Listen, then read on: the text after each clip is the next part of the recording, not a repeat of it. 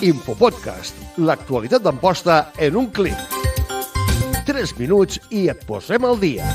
Avui ens plantem a 20 de maig, el sol es pondrà a les 9 i 12 minuts, però abans hi ha unes quantes coses que heu de saber. Amposta tornarà a convertir-se en la capital del cinema i el paisatge este mes de juny perquè torna, atenció, redobles, el món filmat. I no parlem d'un festival qualsevol, ja arriba a l'11a edició i cada any té més personalitat pròpia. De fet, aquest any recupera el format llarg i s'allargarà durant 2 caps de setmana sencers. Que això per als cinèfils és pràcticament una festa major. I que ho digues, i este any el fil conductor serà això que han batejat com les geografies de la resistència. Que dit així sona molt profund, però bàsicament són històries de supervivència, de lluita, de paisatges que condicionen la vida a les persones i que obliguen a resistir. I tot això es veurà a través de pel·lícules i curtmetratges arribats de mig món. Així mateix, perquè hi haurà produccions d'Hongria, França, Suïssa, Canadà, Palestina, Cuba, Xile, Equador i molts més llocs. I una de les propostes destacades serà Palestina Animada, que és un recull de curtmetratges creats per directors palestins. I més a prop, una altra novetat important és que la Sénia se suma enguany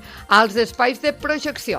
I tot i que el gruix principal continuarà a l'Opati, també hi haurà sessions a la Lira Ampostina, a Ulldecona o les Cases d'Alcanar. I una cosa importantíssima, Digues. totes les sessions són gratuïtes. Uau, això és important. I que això sempre ajuda a animar a la gent a descobrir cinema diferent. I ara canviem completament de tema perquè Amposta també acollirà una nova edició de les Jornades de Cultura Menstrual. Ja van per la 5a edició i la idea continua sent molt clara: parlar de salut femenina amb naturalitat i sense tabús. Les jornades es faran del 21 al 25 de maig a l'Espai Dones. Hi haurà activitats pràcticament cada dia.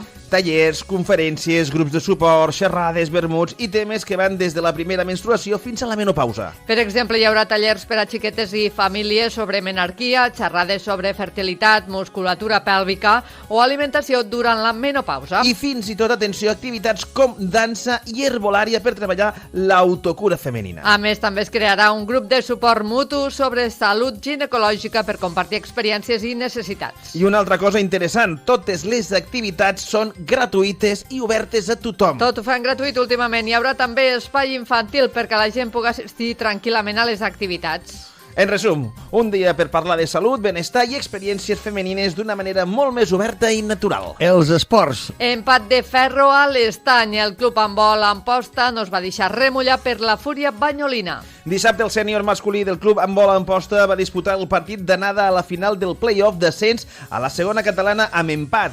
Club handbol Banyoles B25, club handbol Amposta 25. L'agenda.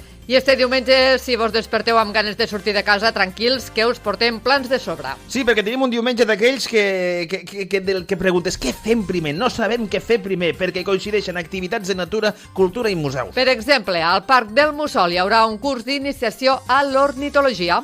Que dit fàcil és aprendre a reconèixer ocells, escoltar-los i descobrir que al delta hi ha molta més vida de la que pensem. Això serà de 9 del matí a 12 del migdia. Ideal també per desconnectar una mica del soroll i respirar tranquil·litat. I si sou més de caminar i mirar paisatges, Horta de Sant Joan acollirà una nova edició dels Ports Natura i Art. Una proposta molt curiosa perquè combina passejada, artistes i entorn natural. Amb diversos creadors que participen en aquesta activitat.